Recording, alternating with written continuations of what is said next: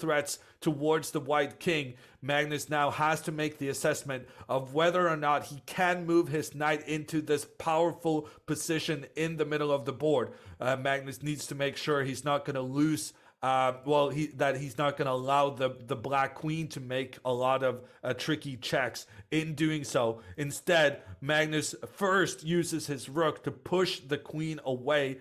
The queen steps over back to the right side of the board. Now Magnus gets his knight in to this amazing position, and just look at white's pieces. Even if Magnus wasn't up a pawn, he would be completely winning here because his pieces are just dominating black right now.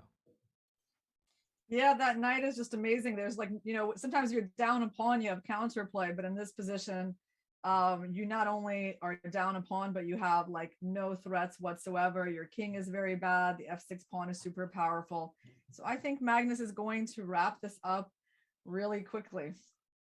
And Magnus coming with his queen, Alireza trying his best to stay alive.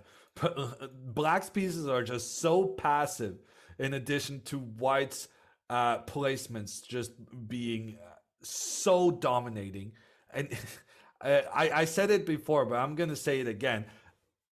Even if Magnus didn't have this extra pawn on f6, he would have a winning position because the placement of white's pieces is just so superior to black's.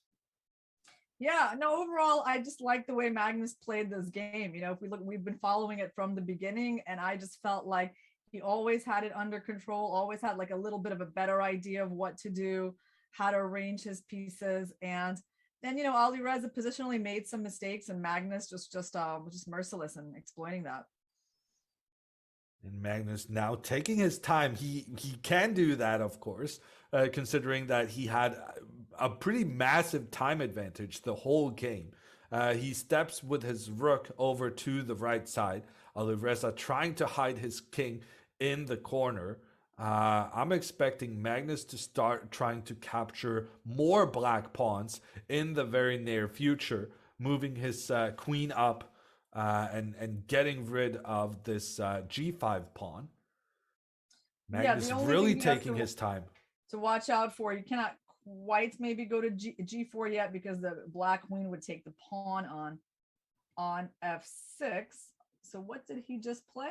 He played the queen to e3. He's going after that g5 pawn. This is the reason why he moved his rook earlier, so that the rook takes control of that protection duty of the pawn on f6. Alireza once again trying to move his queen up into an attacking position, trying to give checks on the white king. Maybe Magnus can just move his rook one step up. Yes, he does do that. He saw that Alireza wanted to use the c2 square for his queen, so he just says no.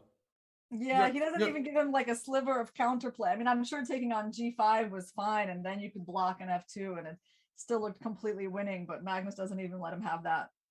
Alireza now pushing his pawn forward. He realizes that if this pawn is going to be lost anyway, I might try to double the white pawns. And Magnus just says, I can take this pawn later. I'm not in a rush. And here Magnus moves in with his knight, giving a check on the king. The king moves away from the check. Magnus maneuvering his knight to a superior position. The knight was incredibly well placed on e5, but Magnus is saying, I want the queen there instead. And Alireza resigns the game. Magnus, just a dominating performance from him. It kind of looked like Alireza never stood a chance. It